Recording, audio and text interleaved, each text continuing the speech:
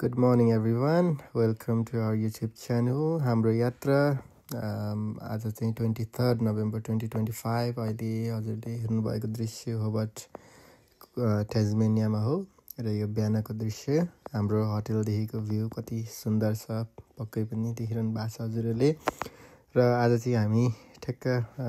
बफेको लागि भनेर मुनि आयौँ र वी ह्याड आवर ब्रेकफास्ट धेरै अप्सन्स थियो यो होटलमै प्रोभाइड गरेको थियो हामीलाई बफे पनि सो कफी त लिनै पर्यो so after breakfast and coffee we got ready है अनि चाहिँ हाम्रो साथी आइपुग्नु भयो चेतन ल गुड मर्निङ आज चाहिँ हामी होबर्ट आएको पनि करिब 5 दिन भइसकेछ एडिलेडबाट आएको र आज 23 नोभेम्बर सन्डेको दिन पर्यो र हामी चाहिँ आज बिहान उठेर ब्रेकफास्ट भएर टक्क हामी रसल फल करिब 73 समथिङ किलोमिटर चाहिँ होबर्ट सिटीबाट लाग्छ त्यतातिरको हाम्रो यात्रा सुरु भइसकेको छ र हामी रसल फल घुमिसकेर गोल्डन ड्याम पनि त्यहाँ नियर बाई नै जस्तो लागेको छ 20 मिनटको डिस्टेन्स होला त्यहाँ पनि हामी जानेछौँ र अहिले चाहिँ हामी त्यतातिरको यात्रा सुरु भयो आज मौसम चाहिँ भन्दाखेरि अन्य दिनको भन्दा आज अलिकति चिसो हो कि जस्तो पनि छ अलिकति पानी परे जस्तो छ बिहानतिर तर अहिले चाहिँ इट्स गुड राइट नाउ गाडी चिप्ल्यो सर यो चिप्ल्यो हाम्रो अगाडि चाहिँ एउटा गाडी चिप्लेर यहाँ झन्डै झन्डै एक्सिडेन्ट हुने अवस्था आएको थियो हैन यसको पछाडि नबसौँ ल सर अहिले चाहिँ हामी ठ्याक्कै करिब त्यस्तै 12:30 कति भयो होला हामी यहाँ ताजमनियाको गोल्डन ड्याम भन्ने ठाउँमा आइपुगेको छौँ गोल्डन ड्याम चाहिँ यसको यो एकदम हिस्टोरिकल प्लेस हो एउटा हाइड्रोको लागि चाहिँ यो ताजमनियाको हाइड्रो इन्डस्ट्रीको लागि एकदमै ठुलो र महत्त्वपूर्ण एउटा यो एसेट पनि हो यसको इन्ट्रेस्टिङ फ्याक्ट भनेको चाहिँ यसको जुन वाटर अस्ट्रेलियाको चाहिँ लार्जेस्ट वाटर स्टोरेजको लागि पनि यो प्रयोग हुन्छ र यहाँ चाहिँ covering more than 500 square kilometres and holding approximately लगभग 31 times the volume of water in Sydney harbour अरे सिडनी हार्बरको जति वाटर छ त्योभन्दा 31 गुणा ज्यादा चाहिँ यसमा स्टोरेज हुनसक्छ यो जुन गोल्डन ड्याममा र हामी आज यहाँ त्यही कारणले गर्दाखेरि हेर्नलाई आएको छौँ र यसमा चाहिँ करिब the size of this water storage is equivalent to 4.98 million Olympic sized swimming pools भनेपछि यो कत्रो ठुलो रहेछ हजुरले आफै थाहा पाउनुभयो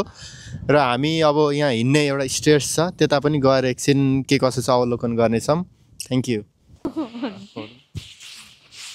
हामी चाहिँ गोल्डन ड्यामको स्टेयर्समा हिँड्दैछौँ हामीलाई यो ठाउँको परिचय गराउने र यहाँ घुमाउनको लागि हाम्रो चेतन सर हुनुहुन्छ सबैभन्दा अग्रपन्थीमा चाहिँ उहाँले हामीलाई बाटो देखाउँदै हुनुहुन्छ हामी उहाँलाई फलो गर्दै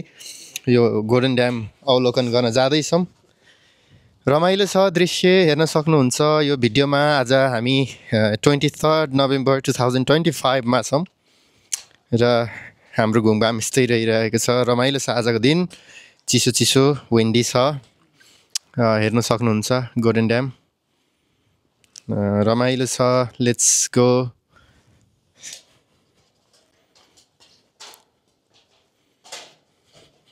म यता पनि देखाउँछु ब्याकग्राउन्डमा दिस इज गोल्डन ड्याम ल यो गोल्डन ड्यामको स्टेयर्स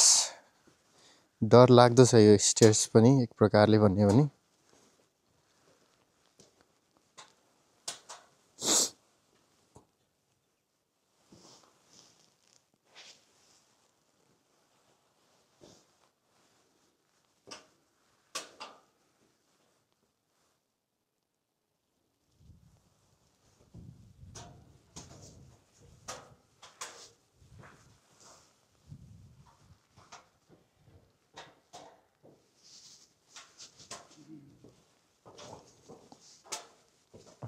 चेतन एकदम अग्रपन्थीमा हिँडेर आइरहनु पछाडि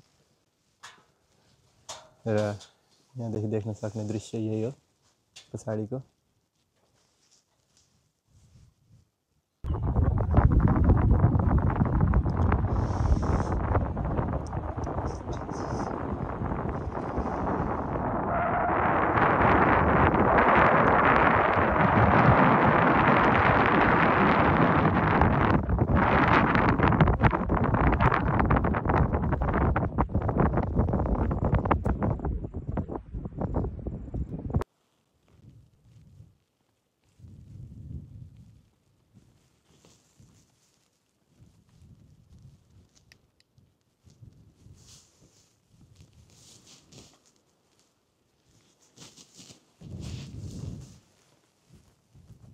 यो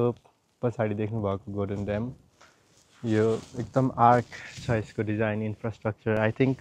1974 मा बनिएको होला don't quote me on this साथीले अघि कहाँ पढे भन्दै हुनुहुन्थ्यो मलाई ठ्याक्कै एक्ज्याक्टली थाहा भएन तर त्यो बेलाको यो इन्फ्रास्ट्रक्चर जसरी इन्जिनियरिङ भएको छ भेरी फ्यासिनेटिङ भेरी इन्ट्रेस्टिङ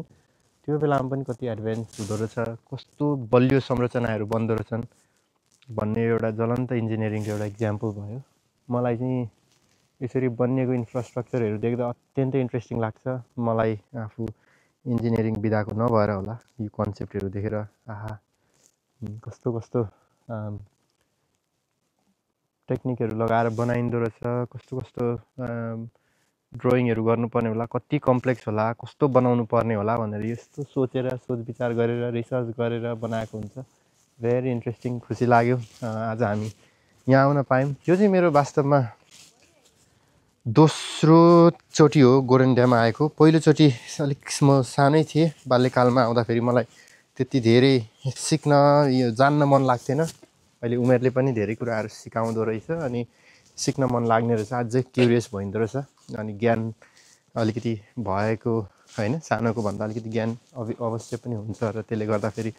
केही सिकौँ केही बुझौँ यो क्षेत्रको यो ठाउँको एउटा ऐतिहासिक जानकारी मूलक कुराहरू लिएर जाउँ यसो सेयर पनि गर्न सकिन्छ भोलि गएर साथीभाइहरूसँग गफ गर्दा यसको बारेमा भनेर पनि लाग्छ सो मस्त आनन्द लिएको छु यति गहिरो छ यति हैन भिर यसको यस्तो छ यस्तो हिसाबले यहाँ सबै कुराहरू सोचेर बनाएको संरचना छ र अब चाहिँ हामी गोल्डन ड्याम घुमिसकेर रसल फलतिरको यात्रा सुरु गर्यौँ राम्रो दृश्य यो राम्रो सिनेरी भ्यूहरू हामीले हेर्दै अवलोकन गर्दै हामी चाहिँ हाम्रो नेक्स्ट डेस्टिनेसनतर्फ लाग्यौँ र रमाइलो थियो driving I really enjoyed the driving experience अत्यन्तै रमाइलो थियो अहिले चाहिँ हामी ठ्याक्कै रसल फलमा आइपुगेछौँ होबर्ट रहेको होबर्टदेखि 75 किलोमिटर समथिङ अवे छ रमाइलो छ हामी गोल्डन ड्यामबाट फर्किँदा यो रसल फल पनि टक्क निस्केको छौँ हामी 3 जना छौँ चेतन सर हैन यहाँ अनि मेरी प्यारी शिला जी हुनुहुन्छ अनि हामी टक्क अब यहाँदेखि रसल फल पुगेर आउनलाई 25 मिनट रिटर्न देखाएको छ तर अलिकति छिटै हुन्छ भनेर हामीलाई यहाँ स्थानीय बासिन्दाले भन्नुभएको हुनाले गर्दा हामी अलिकति छिटै पुग्छौँ जस्तो लागेछ यहाँ चाहिँ यो रसल फल्समा चाहिँ त्यही हो ठुलो झरना छ एकदम नेचुरल यो चाहिँ कुनै आर्टिफिसियल स्विचबाट चल्ने होइन अस्ट्रेलियामा चाहिँ धेरै ठाउँ चाहिँ बेवकुफै बनाएको छन् हिजो अस्ति पेनी रोयल भन्ने ठाउँमा घुम्न गएको झरना थियो पहिला त छैन झरना भन्ने त त्यो खोल्ने टाइम भएन र एकजना मान्छे त्यहाँ काम गर्ने स्टाफले गएर स्विच अन गरिदिएपछि ठुलो झरना सञ्चालन भएको थियो त्यहाँनिर त्यसैले गर्दा यहाँ चाहिँ यो नेचुरल हो त्यसैले अहिले खोलाको आवाज यहाँ हजुरहरूले त सुन्न सक्नुहुन्न होला तर हामीले चाहिँ नजिक भएको कारणले गर्दा सुनिरहेछौँ झरना खोलाको आवाज सुन्दा अत्यन्तै आनन्द मिल्छ र करिब 1.5-2 घन्टा भयो हामीसँग इन्टरनेटको एक्सेस पनि छैन इन्टरनेट नचलेको अवस्थामा एउटा ब्रेक पनि पाइरहेछौँ हामीले डिटक्स हुने मौका पाइरहेछौँ इन्टरनेटबाट त्यसर्थ we are enjoying it Taj Mahal naturally beautiful छ हजुरहरूले हेर्न सक्नुहुन्छ यहाँ खोला छ खोलाको आवाज यति राम्रो आएको छ के भनौँ शब्दले म फेरि पनि बयान गर्न सकिनँ न्युरो जस्तो देखिएको छ अरे ठुलो खालको न्युरो होला यो त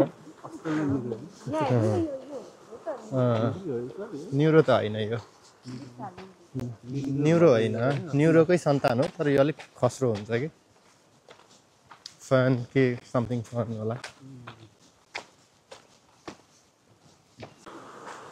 हामी अहिले ठक्क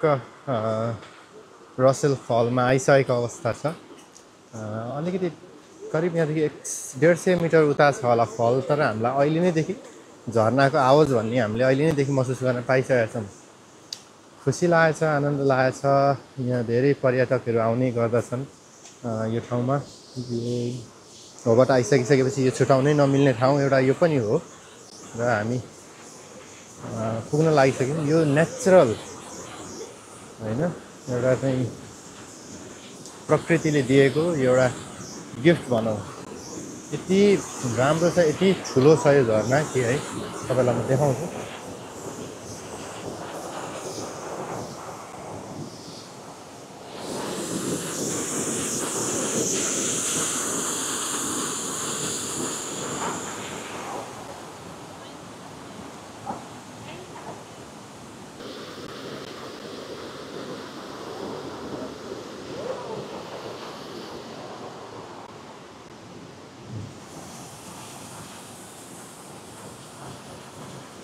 Universal Fall